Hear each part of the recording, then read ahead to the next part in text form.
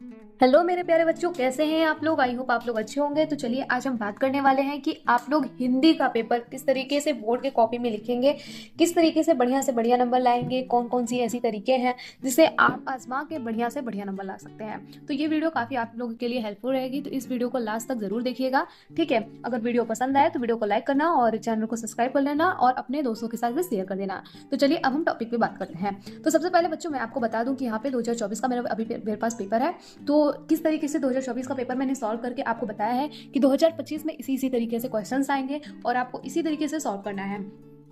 तो चलिए हम देख लेते हैं। तो देखिए अभी मेरे पास 2024 का पेपर है।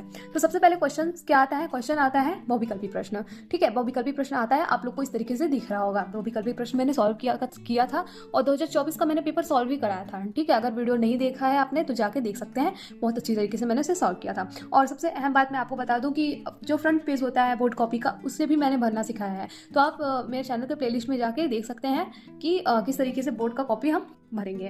फिर आगे हम देख लेते हैं क्वेश्चंस। ठीक है, तो चलिए हम क्वेश्चंस को देख लेते हैं। तो पहला क्वेश्चन है बहुविकल्पी। ठीक है, बहुविकल्पी इस तरीके से आपको देखने को मिलेगा पेपर में। तो यहाँ पे बहुविकल्पी क्वेश्चंस आपको देखने को मिलेगा। तो यहाँ पे खंड अ में बहुविकल्पी प्रश्न है जो कि 20 क्वेश्चंस होंगे। क्लास 10th वालों के लिए मैंने ये सिलेबस भी बताया था हिंदी का, तो उसे भी आप वीडियो में देख सकते हैं प्लेलिस्ट में जाके मेरे। ठीक है, तो यहाँ पे सबसे पहले बहुविकल्पी आएगा 20 नंबर का, जिसे आपको ओमार शीट मिलेगा, उसमें से आपको सॉल्व करना है। और क्लास 12th वालों के लिए मैं बता दूं, क्लास 12th वालों के लिए 10 क्वेश्चन बहुविकल्पी के आते हैं। ठीक है, खंड अ में 10 क्वेश्चंस आएंगे आपको बहुविकल्पी प्रश्न, जो कि आपको इस तरीके से सॉल्व करना है। ठीक है, क्लास 10th वालों के लिए मैं बता रही हूँ ओमार शीट में सॉल्व करना है। ओमार शीट में कैसे सॉल्व करना है, रुक जाइए, उसको भी मैं बता रही हूँ। अभी मेरे पास ओमार शीट नहीं है बच्चों। ठीक है, तो इस तरीके से मैंने इसे बनाया हुआ है। तो ओमार शीट में देखिए इस तरीके से क्वेश्चंस रहेगा। तो जैसे कि ए वाला सही है तो आपको क्या करना है, जैसे कि शुक्ल युग के लेखक नहीं है, तो ये कौन सा है, डी ऑप्शन है। ठीक है, तो डी ऑप्शन को इस तरीके से आपको पूरा गोला भरना है, आधा नहीं भरना है। आधा भरेंगे तो आपका क्वेश्चन क्या हो जाएगा, रॉन्ग हो जाएगा, तो आपका नंबर चला जाएगा। तो इसलिए मैं बोल रही हूँ आपको इस तरीके से पूरा भरना है। और क्लास 12th वालों के लिए इसी तरीके से आपको विकल्पी क्वेश्चन को सॉल्व करना है। आपको ओमार शीट नहीं मिलेगा।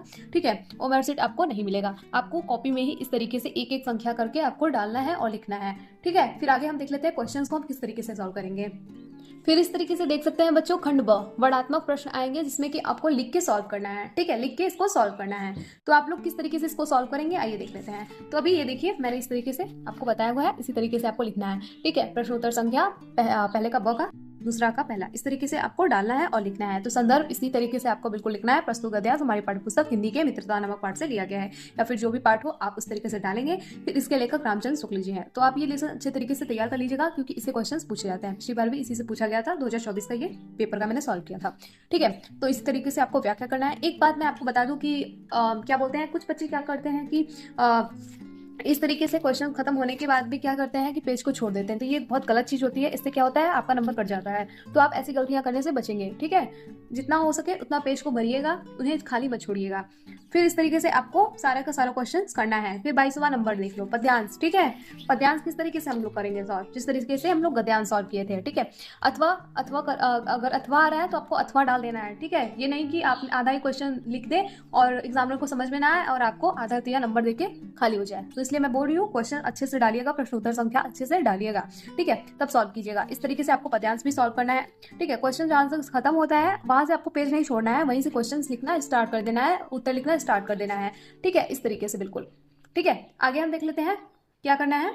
23वां नंबर क्वेश्चन हम लोग देखेंगे। नीचे दिए गए संस्कृत गद्यांश में से किसी एक का संदर्भ सहित हिंदी में अनुवाद करने के लिए आता है, जो कि 5 नंबर का होता है। आप लोग यहाँ डायरेक्ट देख सकते हैं।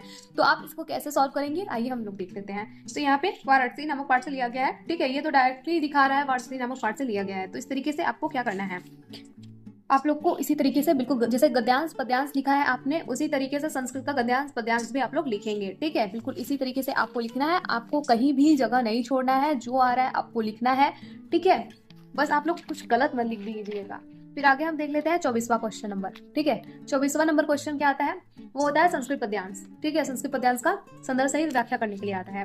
तो इस तरीके से आता है। वो कितने नंबर का होता है, वो भी 5 नंबर का होता है। ठीक है, तो आप लोग ये समझ लीजिए कि आप लोग को कितना ज्यादा मेहनत करनी होगी। ठीक है, गद्यांश पद्यांश फिर गद्यांश पद्यांश, इस तरीके से आपको लिखना है और 5-5 नंबर आपको ले लेना है। इतना आप लोग को याद रखना है। ठीक है, इतनी ज्यादा मैं मेहनत कर रही हूँ, तो आप लोग का जो आप लोग एग्जाम दोगे बढ़िया मार्क्स आना चाहिए। ठीक है, मैंने सारा सिलेबस भी बता दिया है। अगर आपने वीडियोस नहीं देखा है तो जाके मेरे चैनल में देख सकते हैं। चैनल को सब्सक्राइब कर लीजिए और आपको कोई भाई छोटा हो तो उसे भी बोल दीजिए कि हिंदी पाठशाला क्लासेस से ही क्लास लें।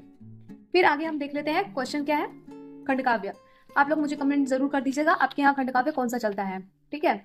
उसी के हिसाब से मैं आपके लिए वीडियोस लाऊंगी, ठीक है। यहाँ पे ज्योति जवाहर चलता है, ठीक है, प्रतापगढ़ वगैरह में यहाँ ज्योति जवाहर चलता है।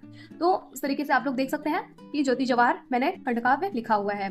तो किस तरीके से आपको लिखना है वो भी मैं आपको बता देती हूँ। एक एक हेडिंग करके आपको डाल के लिखना है। तो ये कौन कौन से खंडकाव्य कहाँ कहाँ है, तो मुक्तिदूत खंडकाव्य आधार पर महात्मा गांधी का चित्रण कीजिए। तो ये डॉक्टर राजेंद्र मिश्र द्वारा लिखा गया है, जो कि बस्ती, आगरा, गाजीपुर, फतेहपुर, बनारस, उन्नाव के चलता है, ठीक है। ज्योति जवाहर खंडकाव्य कानपुर, प्रतापगढ़, मिर्जापुर, ललितपुर, रामपुर, गोंडा, देवी प्रसाद शुक्ल जी द्वारा लिखा गया है, ठीक है। अग्र पूजा ये खंडकाव्य मैंने ऑलरेडी डाल चुकी हूँ, मुक्तिदूत भी डाल चुकी हूँ, मेवाड़ मुकुट भी डाल चुकी हूँ। तो अगर आप ये सब पढ़ना चाहते हैं तो मेरे चैनल को सब्सक्राइब कर लीजिए और वीडियोस आपको मेरे चैनल में मिल जाएंगी, ठीक है। तो खंडकाव्य आपको इसी तरीके से एक एक हेडिंग करके डालना है। फिर आगे ये कॉपी खत्म, ठीक है, ये कॉपी खत्म। अब वो कॉपी मैं आपको दिखाऊंगी, वो कॉपी आपको लेना है तो किस तरीके से उसको डालें। ज्योति जवाहर का दूसरा ही क्वेश्चन है, आप लोग देख सकते हैं यहाँ पे, ठीक है। ज्योति जवाहर का दूसरा क्वेश्चन, ज्योति जवाहर खंडकाव्य के आधार पर जवाहरलाल नेहरू का चलचित्रण कीजिए। तो इस तरीके से जवाहरलाल नेहरू का चलचित्रण किया हुआ है, आप लोग देख सकते हैं, एक एक हेडिंग डाल के किया हुआ है। तो आप लोग को भी इसी तरीके से हेडिंग डालना है। आप जो भी खंडकाव्य पढ़ रहे हो आप लोग मुझे कमेंट कर जरूर बताइएगा। फिर आगे हम देख लेते हैं पेपर को, जीवन परिचय, जो कि सबसे ज्यादा इंपॉर्टेंट होता है। ये भी 5-5 नंबर का आता है, ठीक है, गद्यांश से भी मध्यांश से भी। तो आप इसे भी एकदम रटना भी मत भूलिएगा, ठीक है। सबसे ज्यादा इंपॉर्टेंट कौन सा है, आचार्य रामचंद्र शुक्ल जी का और महाकवि सूरदास जी, बिहारी लाल, मैथिली शरण गुप्त, पदुलाल पुन्नालाल बख्शी, डॉक्टर राजेंद्र प्रसाद, रामधारी सिंह दिनकर, और इन लोगों का आपको क्या करना है, जीवन परिचय एकदम रट लेना है, ठीक है। आपके पास सिर्फ 3-4 दिन बचे हुए हैं, तो आप अच्छे से तैयारी कीजिए और 24 फरवरी को टॉप कर दीजिए। इतना ही आपसे मेरी रिक्वेस्ट रहती है। तो चलिए आगे हम देख लेते हैं।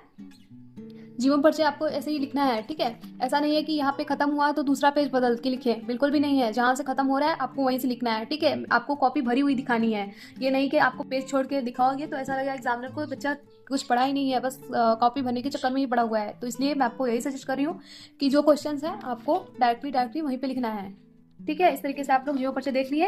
ये है सूरदास का जीवन परिचय, ठीक है, सूरदास का जीवन परिचय 5 नंबर का आप लोग देख रहे होंगे आई होप यहाँ पे, ठीक है।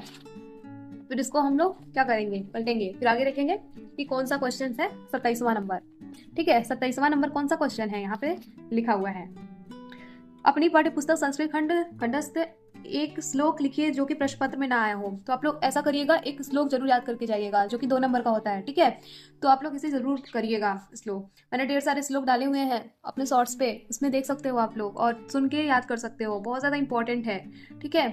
भाषा सुमुख्या मधुरा दिव्या भारती, इस तरीके से आपको श्लोक लिखना है। फिर आगे हम देख लेते हैं, यहाँ पे क्या है, मरणम मंगलम यत्र विभूतस्य विभूषणम कौपीन यत्र कौशयम साकाशी केन यते। कौन से पार्ट से लिया गया है श्लोक, आप लोग मुझे कमेंट करिएगा। फिर आगे हम देख लेते हैं क्या है, आगे है अपने विद्यालय के पुस्तकालय हिंदी नहीं सॉरी अपनी पाठ्य पुस्तक के संस्कृत हिंदी पुस्तकालय में हिंदी के पुस्तकों एवं पत्र पत्रिकाओं का अभाव इन्हें मांगने का अनुरोध करते हुए प्रधानाचार्य को पत्र लिखने के लिए आया हुआ है, जो कि 4 नंबर का होता है। पत्र भी मैंने लिखना आपको सिखाया हुआ था, ठीक है। आपने वीडियोस नहीं देखा है तो जाके देखिए। मैं मैराथन लाने के लिए सोच रही थी बट आपने कमेंट ही नहीं किया तो मैराथन नहीं लाई मैं, ठीक है। तो इस तरीके से आप लोग देख सकते हैं कि किस तरीके से यहाँ पे किया हुआ है। तो अगर आप लोग कमेंट करेंगे तो ये पेपर मैंने पूरा सॉल्व कराऊंगी, ठीक है। जितना भी है सब मैं पढ़ के बताऊंगी, अभी तो सिर्फ कॉपी दिखा रही हूँ, बट आप लोग कमेंट करोगे फिर उसके बाद, ठीक है। फिर आगे कौन सा क्वेश्चन है वो भी देख लेते हैं। आगे है निम्नलिखित से किसी 2 प्रश्न के उत्तर दीजिए संस्कृत में उत्तर देने के लिए बोल रहा है, संस्कृत का हिंदी में उत्तर देने के लिए बोल रहा है, मतलब संस्कृत का। तो आप लोग इसे समझ लीजिएगा। तो इसमें है कि निम्नलिखित से किसी 2 प्रश्नों के उत्तर संस्कृत में दीजिए, संस्कृत में देने के लिए आया हुआ है। तो चंद्रशेखर का आसित, चंद्रशेखर एक प्रसिद्ध क्रांतिकारी देशभक्त आशिर, वीर केन कन पूजते, वीर वीरन पूजते, बहुत ज्यादा इंपॉर्टेंट है, मेरे भी आया था जब मैं पढ़ रही थी। तो वाराणसी के नगरी कश्या नद्या कुले स्थिति, वाराणसी गंगा कुल में स्थिति, ज्ञान कुत्र संभवती, ज्ञान सर्वत्र संभवती। आपका सारा क्वेश्चन हो गया। फिर आगे हम देख लेते हैं कि क्या निम्नलिखित से किसी एक विषय पर निबंध लिखिए। निबंध बहुत ज्यादा इंपॉर्टेंट है, निबंध का डायरेक्टली नंबर आ जाता है भैया। निबंध आप लोग बहुत अच्छे तरीके से तैयार कर लीजिएगा, 7 नंबर आपका आएगा निबंध में। तो इस तरीके से आप लोग देख सकते हैं कि सबसे पहले आपको क्या लिखना है, रूपरेखा, प्रस्तावना, जल की महत्वता, जल की अधिकता कम, इस तरीके से आपको एक एक क्या बोलते हैं हेडिंग डाल के सॉल्व करना है और बढ़िया से बढ़िया मार्क्स लाना है हिंदी में, ठीक है। हिंदी में आपको क्या करना है, टॉप करना है। 24 फरवरी को देखते हैं कौन कौन टॉप करके आते हैं, ठीक है। आते ही मुझे कमेंट कर दीजिएगा आपका पेपर कैसा गया। फिर इस तरीके से आप लोग देख सकते हैं, बस इतना ही आपको लिखना है। ठीक है, हिंदी का पेपर आपका 2024 समाप्त। तो आई होप आपको ये वीडियो पसंद आई होगी। तो ऐसी ही वीडियो के लिए हिंदी पाठशाला क्लासेस को सब्सक्राइब जरूर कर लीजिएगा, अपने दोस्तों के साथ शेयर कीजिएगा। मिलते हैं एक ऐसी ही वीडियो के साथ, तब तक के लिए मुझे दीजिए इजाजत। Thank you, take care.